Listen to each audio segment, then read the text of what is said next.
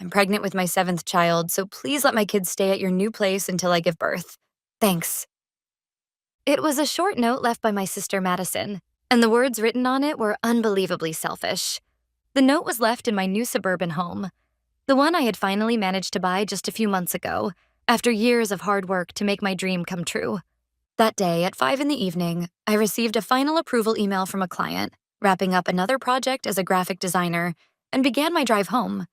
But when I reached the top of the hill that led to my house, I saw something strange. The front door, which I was sure I had locked, was slightly open. My heart thudded uneasily. I parked quietly, held my breath, and stepped inside. The house was unnaturally silent. The familiar scent of new wood was mixed with a sickly sweetness, the smell of candy.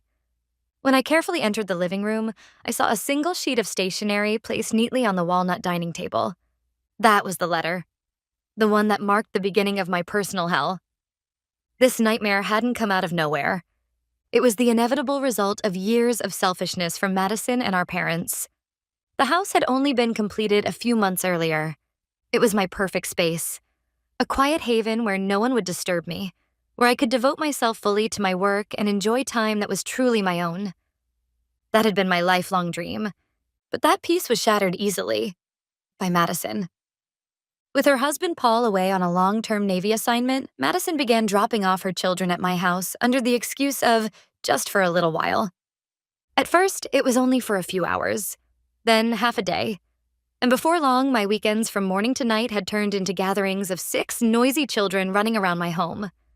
Madison's social media was always filled with perfect mom posts and adorable photos of her 6 children. #blessed mom life. #happy with my big family. But I knew what hid behind that glossy facade. Her act of motherhood lasted only for a few minutes when her camera shutter clicked. As soon as the photos were taken, the children were left on their own while she obsessed over the number of likes on her phone. Of course, our parents knew the truth too, yet they refused to help. My mother would sigh and say, "We have our own lives, you know. Besides, you live alone in that beautiful big house. It's only natural for you to help your sister." Yes, to them, my sacrifice was natural. They preyed on my compassion, knowing I couldn't turn my back on the children. And so, my home slowly became a lawless zone for kids abandoned by their mother. Still, I couldn't completely push them away. It was because of those fleeting moments, when their eyes would suddenly fill with loneliness. "Aunt Sandra, when's Mommy coming to get us?" Hearing the eldest whisper that from the corner of the sofa tore at my heart. These kids weren't to blame. They simply didn't know what love was. If enduring it meant giving them even a small sense of safety, then I could bear it. That's what I told myself, again and again, as I buried my own feelings. But my kindness was nothing more than a weakness, one that Madison and our parents exploited without hesitation. And then, a week ago, I finally gave her an ultimatum. Madison had shown up unannounced again, with all 6 kids in tow. "Sorry, Sandra. I've got this super important lunch with my influencer friends today. Please watch them till evening, okay?" This time, I refused flatly. "No, Madison. I have an important meeting today. They're your children. You need to take care of them yourself." But Madison pretended not to hear me and ushered the kids into my house anyway. "All right then, I'm counting on you." She said that cheerfully and turned to leave. While I argued with her at the front door, the kids had already scattered inside. "Madison, wait!" I tried to chase after her, but then it happened. From my office came a loud crash. A moment later, a scream. One of Madison's children. I rushed into the room. A shelf had fallen. I lifted it up, picked up scattered documents, and checked my expensive equipment for damage. It all took only a few minutes. When I returned to the living room, Madison was gone. Her car, which had been parked in front of the house, had vanished too. That's right. In that brief moment of chaos, she had slipped away, leaving all 6 of her children in my house while she went off to her lunch gathering. I stood there in stunned silence. Then, trembling with rage, I pulled up my phone and called her. "I've had enough. You can't keep using my home as a free daycare for your kids. Don't ever come here again." That was only a week ago. And now, this mass abandonment was her answer to my warning. As I stood there, still clutching Madison's note, 6 small figures appeared before me. They looked up at me with wide, innocent eyes as if they had done nothing wrong. The youngest, a 2-year-old boy, was clutching a sticky handful of chocolate. Smudges of it stained his cheeks. And the wall of my living room. Only the eldest boy, 10 years old, averted his gaze awkwardly. Without a word, I turned away from them and headed upstairs toward my office. But when I opened the door, the sight that greeted me froze me in place. My workspace, the heart of my career, had been transformed into a secret hideout for children. There were scribbles all over the walls. My treasured design books were stacked carelessly on the floor, little footprints running across them. And then my eyes landed on something that made my breath catch. A picture frame, lying shattered in the corner. It was my breakthrough design, the piece that had earned me recognition in an international competition, the one that helped me save enough for the down payment on this house. I had framed it as a symbol of pride and accomplishment. It had been torn from the wall, the glass shattered, and across the once beautiful design, red and blue crayon marks ran wildly in every direction, parts of it ripped apart beyond repair. Something inside me snapped. There were no tears, only a cold, burning rage rising from the depths of my chest. Madison, so this is how far you're willing to go. You trample on my dreams, tear apart my pride, and use your children as shields. No more mercy. You, and the parents who have coddled you all your life, will pay for this. Calmly, I reached into my pocket and took out my phone. I aimed it at the ruined art print and took a photo. One by one, I began documenting the devastation throughout the house. The drawings on the walls, the scratches on the floor, the spilled food and toys, the stains in the kitchen. Each image was another piece of evidence, carefully, methodically collected. When I finally finished taking photos, something suddenly came to mind. The security camera. When I built this house, I had installed a high-performance surveillance camera by the front door. For safety. I quickly opened the app and accessed the recordings. There it was, the footage from the exact time I'd been away. On my phone screen appeared a familiar sight. The front of my house, quiet under the afternoon sun. I pressed play. At 1:15 p.m., Madison's car pulled smoothly into the driveway. That was the very moment I had still been in my client meeting. She got out of the car casually, as if she'd done this countless times before, and began opening the back doors one after another. Like unloading cargo, she ushered her 6 children out, one by one. Each child stepped out, holding a toy or a snack as though they knew exactly what to do. Then Madison took a white sheet of stationery from the passenger seat, the note, and walked straight toward my front door. And then, unbelievably, she took a key from her pocket and opened the door with ease. A key. When did she? Then I remembered. A few weeks earlier, one of my keys had gone missing from my key case after she'd come to drop the kids off. It had reappeared later on the table, and I had brushed it off as a child's prank. I hadn't realized she'd used that moment to make a duplicate. It had all been planned. In the footage, Madison emerged from my house just seconds later. She bent down, said something to the children, and then shoved them all inside. Without stepping in herself, she slammed the door shut. Then she got back into her car and drove off at full speed, without looking back. I stopped the video playback. I didn't need to wonder where she'd gone. I already knew. No doubt she's already running crying to our parents, telling them, Sandra's being mean. She refuses to watch the kids. But I no longer care. This isn't a sisterly quarrel anymore. It's a crime. And this time, she won't talk her way out of it. On my phone screen, Madison's car was clearly visible, right down to the license plate. I uploaded the footage to the cloud for backup, then opened my phone's dialer. Without hesitation, I tapped a certain number. The few seconds before the call connected were the quietest, yet most resolute moments of my life. Emergency services. Do you need police, fire, or medical assistance? A calm voice spoke on the other end. I made sure my own voice wasn't shaking before I answered. Slowly, clearly. Police. There are 6 children abandoned in my home. It's a case of child neglect. It was only 10 minutes after I hung up that I saw the flashing lights through the window. A police car had arrived. I took a deep breath and opened the door. 2 officers stood there. Are you Miss Sandra Johnson? We received a report about an incident here. I nodded and led them inside. When they saw the state of the living room, both men fell silent for a moment. This is bad, one of them muttered, staring at the scribbles on the wall. I quietly handed them Madison's handwritten note, which still sat on the dining table. One officer slipped on gloves, picked it up carefully, and read through it. When he finished, his expression was a mixture of disbelief and exasperation. Your sister. She left her children here? Yes. And here's the footage that proves it. I showed them the security recording on my phone, the entire scene of Madison unlocking the door with a duplicate key, shoving the children inside, and driving off. Both officers watched the screen intently, their faces hardening as the video played. When it ended, one of them spoke gravely. This is a serious case of child neglect and unlawful entry. You did the right thing calling us, for your sake and for the children's. His words loosened something tight inside me. For the first time that day, I exhaled slightly. We'll contact their parents ourselves, and in situations like this, we're required to report it to Child Protective Services. A social worker will be here soon. Just as he said, within minutes, a calm, professional-looking woman arrived at my door. She was a CPS caseworker. She knelt down and spoke gently to the 6 children huddled in the corner of the living room. I know this must be scary, but it's going to be okay now. After exchanging a few quiet words with the officers, she turned to me. The children will be placed in temporary care tonight. Their emotional well-being is our top priority. You should take some time to rest, too. Following her lead, the children were escorted out by the officers. As they left, the youngest boy looked back, his voice trembling. Where's Mommy?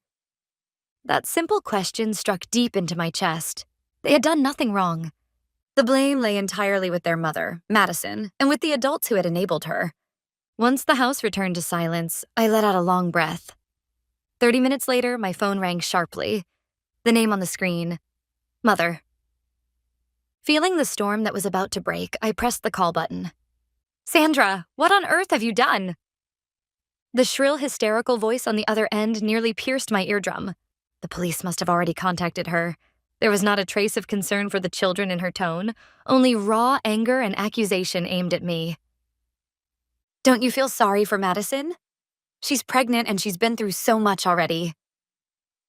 Mom, please calm down and listen. Madison committed a crime. She abandoned her children, broke into my home, and destroyed my property. What I did was the lawful, necessary response. My calm explanation only fueled her outrage.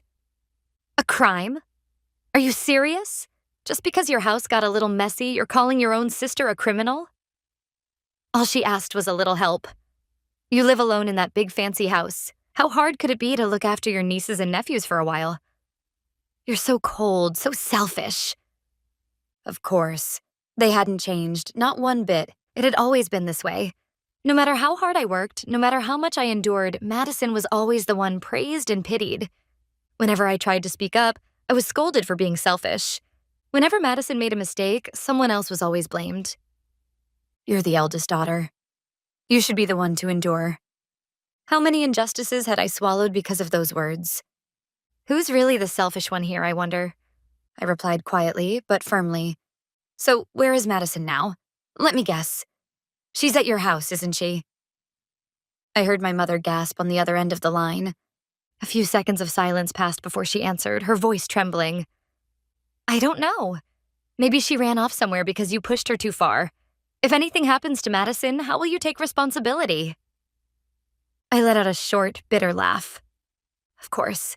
Even now, even after all this, they were still the same. You're the ones who raised Madison into the monster she's become. I'm done. I'm done being your good daughter, your convenient older sister. It ends today. What did you just say? You heard me. I'm not going to tolerate it anymore. Madison and the parents who made her what she is, you'll all be held accountable. Don't ever contact me again. Before she could scream another word, I hung up. Moments later, my phone began buzzing again. This time, it was my father. I declined the call. Then I powered off my phone, sank deep into the couch, and exhaled slowly. To my surprise, I felt completely calm. There was no grief, no sorrow over losing my family. Only resolve. A quiet determination to reclaim my dignity and what was rightfully mine. The next morning, I visited a law firm. Attorney Hansen listened to my entire story without interruption, from start to finish, with a measured, professional calm. I laid out the evidence. The photos I had taken, the security footage, and a copy of Madison's note. She reviewed each one carefully, her brows knitting tighter as she went. This is appalling. Utterly one-sided and malicious. After reviewing all the documents, she murmured quietly, "I'm not seeking leniency. I want my sister to be punished according to the law, and I want full compensation for the damage she's caused." She nodded firmly at my words. "I understand completely. Here's how we should proceed. The criminal investigation is being handled by the police and CPS, but we'll also file a civil suit.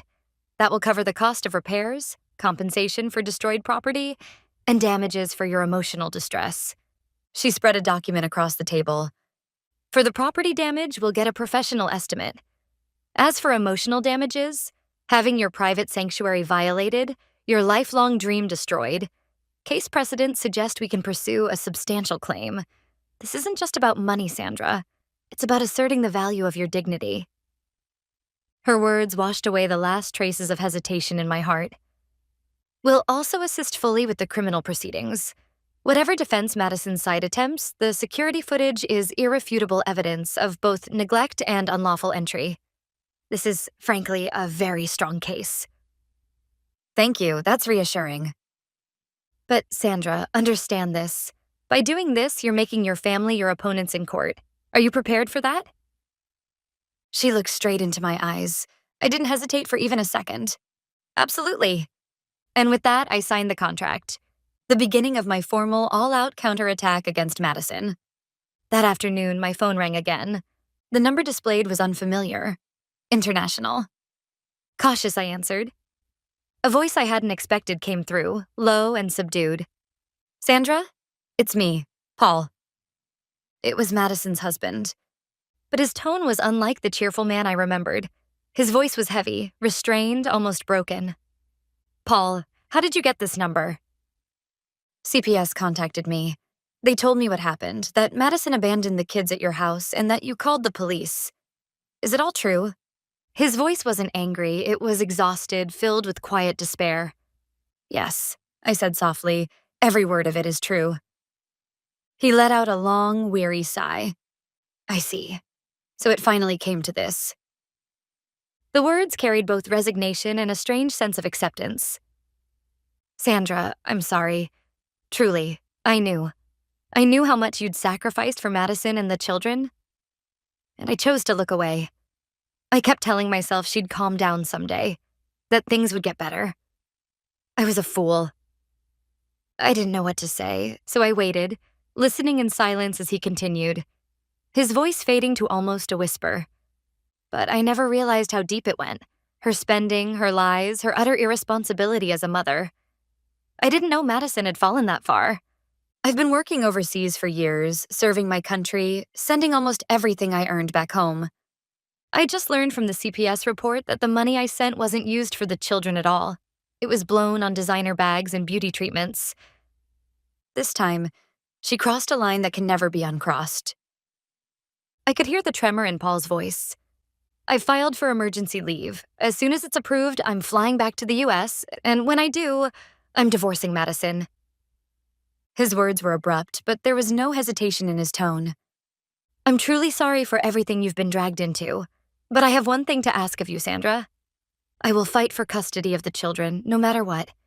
Until then, please, protect them, keep them safe."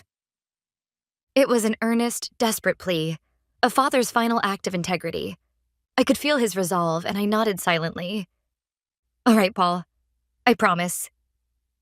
That call marked a turning point. My battle was no longer just about reclaiming my own dignity. It had become a fight for justice, a fight to rescue 6 innocent children from their neglectful mother and return them to a father who still had the courage to care. That weekend afternoon, a violent pounding shattered the stillness of my home. Bang, bang, bang. Each blow against the door echoed like thunder. When I checked the monitor, I saw them.